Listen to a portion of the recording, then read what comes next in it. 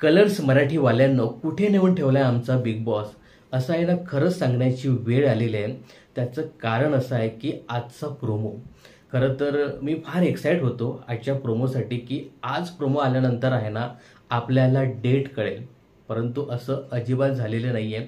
दुपारी जेव्हा मला कळालं ना की आज बिग बॉसचा प्रोमो रात्री 8 वाजता येणार आहे, अगदी मी 7:45 वाजेपासूनच इंस्टाग्राम असं स्क्रोल करत होतो की बिग बॉसचा प्रोमो येणार आहे।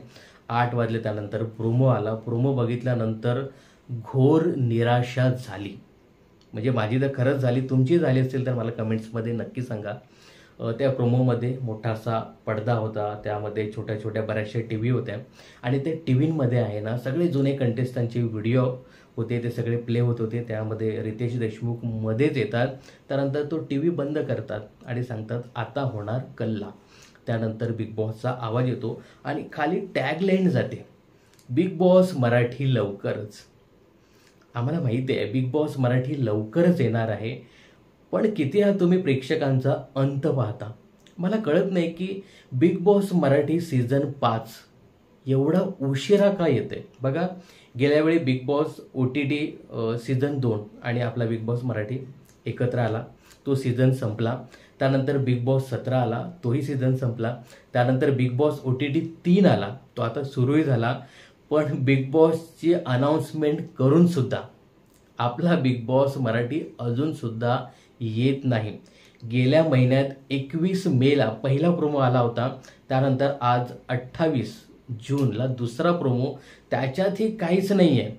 लवकरच, लवकर म्हणजे किती? फार घोर निराशा केली या बिग बॉसच्या प्रोमोने। खरं तर आहे ना बिग बॉस मराठीचं घर सुद्धा तयार झालेलं आहे, म्हणजे आता जो बिग बॉस OTTचा जिथे सेट लागलाय ना त्याच बाजूला बिग बॉस मराठीचा सुद्धा सेट लागलाय। गेल्या वेळी ज्या पद्धतीने दोन्ही सेट जे आमने सामने होते तसंच यावर्षी सुद्धा आहे। त्यानंतर कंटेस्टंट सुद्धा रेडी झालेले आहेत, प्रोमो सुद्धा रेडी झालेले आहेत। मग घोडं कुठं अडतंय? तुम्हाला खरं सांगू का, आतली गोष्ट म्हणजे आपल्या सूत्रांनी दिलेली ही महत्त्वाची अपडेट आहे की बिग बॉस मराठी सीझन 5 हा रितेश देशमुख यांच्यामुळे लेट होतोय असं सांगण्यात आलेलं आहे। कारण रितेश देशमुख यांचे 2 चित्रपट सध्या OTT वरती येणार आहेत। त्याच्या प्रमोशनसाठी रितेश देशमुख हा वेळ घेतोय। यानंतर रितेश देशमुखचा आणखी एक चित्रपट हा थिएटरमध्ये येणार आहे, त्यासाठी सुद्धा रितेश देशमुख हा वेळ घेतोय असं सूत्रांच्या माहितीमधून कळालेलं आहे।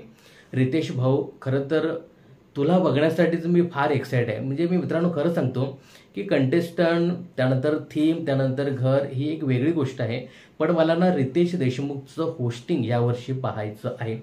मांजरेकर सरांसारखं रितेश भाऊंचं सुद्धा होस्टिंग असेल का असं ना एक मनामध्ये येऊन जातं, तो कसं काय करेल। तर हे पाहण्यासाठी मी खरंच खूप एक्साइट आहे, परंतु आजच्या प्रोमोने आहे ना ती एक्साइटमेंट अगदी कमी केलेली आहे असं माझं वैयक्तिक मत आहे। तर आजच्या प्रोमोबद्दल तुम्हाला काय सांगायचं हे कमेंट्स बॉक्समध्ये नक्की सांगा, आणि बिग बॉससाठी तुम्ही किती एक्साइट आहेत हे सुद्धा कमेंट्स करून नक्की सांगा।